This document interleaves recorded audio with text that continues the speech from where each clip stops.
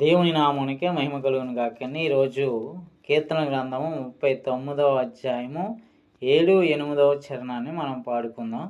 ప్రభువా నీ దేని కొరకు కనిపెట్టుకుందును, నిన్నే నమ్మికుని యున్నాను.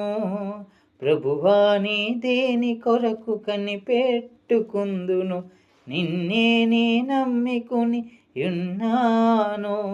నా అతిక్రమములనన్నిటి నుండి నన్ను విడిపింపుము, నీచులకు నన్ను నిందాస్పదముగా చేయకుము.